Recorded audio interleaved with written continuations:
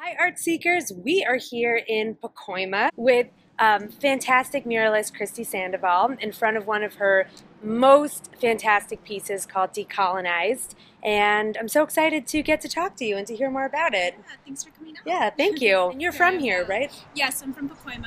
Grew up here. I moved here. I was like in second grade, and I've grown up here.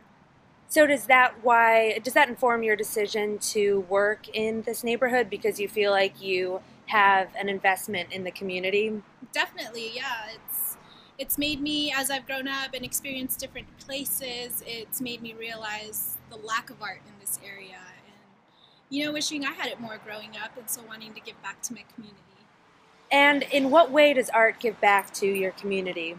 It brightens up the day. You walk down the street, you see more colors, you see these images. I like to focus on, social justice, environmental justice, really the issues that we should be concerning ourselves, and women empowerment issues. Yeah. Absolutely. Well, I'm into that. And looking at this work behind us, the title is so evocative to me, Decolonized. And looking at it, it seems like you could read it in a couple of different ways. The woman with the blue dreads, it's like she's the colonizer who is releasing the birds. And that could be one reading, or we could read it in a more traditional way as she's the one being colonized. And the bird, the cage, is sort of a symbol of what she's experienced. And I'm wondering how you read it.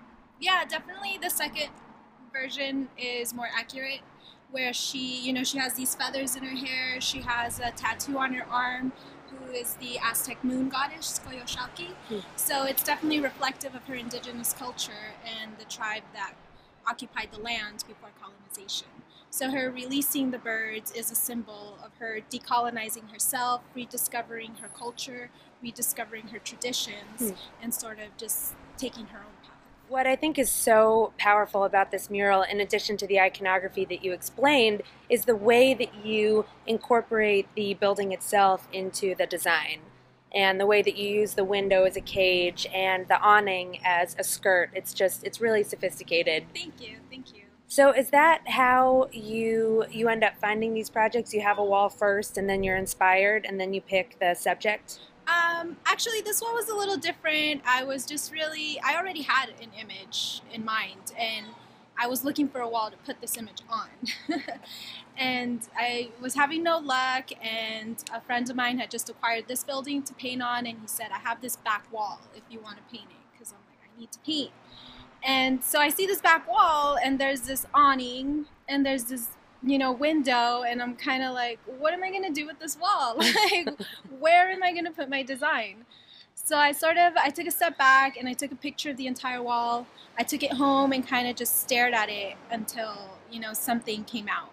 And that was this. You mentioned community and how that is such an integral part of your practice and this social giving back. Yeah, I think it's important to sort of fit the mural into the personality of the community, because also I did grow up here, but there's youth here now. There's a new generation coming in. Like, what are they going through? How are they growing up?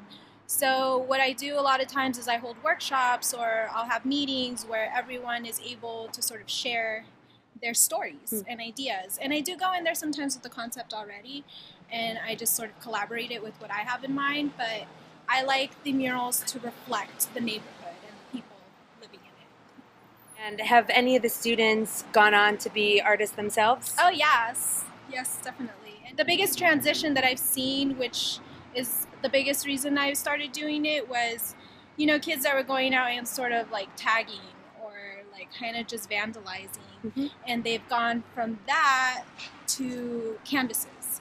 They'll like send me a text message at the beginning of like all this vandalism that they're doing pretty much.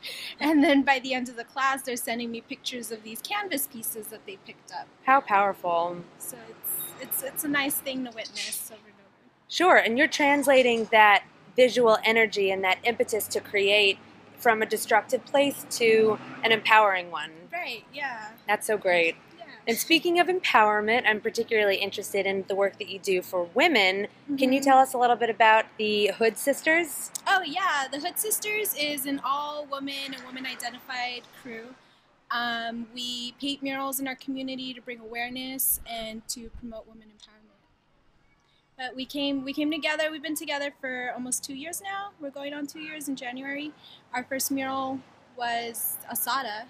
From that, like just the reaction that people had to seeing a group of all women paint this mural, the fact that they even noticed, you know, kind of made it just that much more impactful and kind of, you know, made us question, like, why don't we keep doing this? You know, like we've gained so much support. We've received so many just, you know, donations, everything to help us keep going.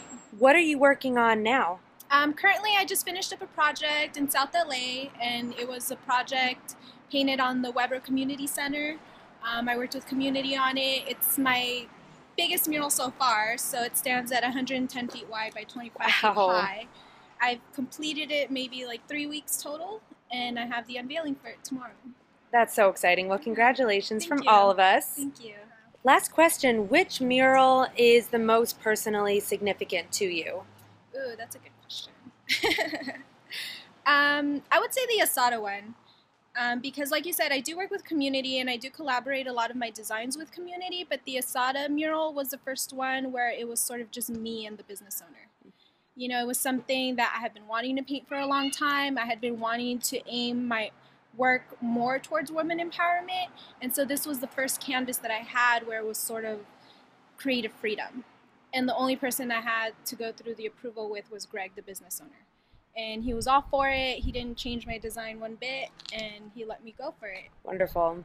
And I think it's so great and so appropriate to this project that you always talk about the street as being your canvas. And so it's cool. We're on the same page about that, on the same canvas.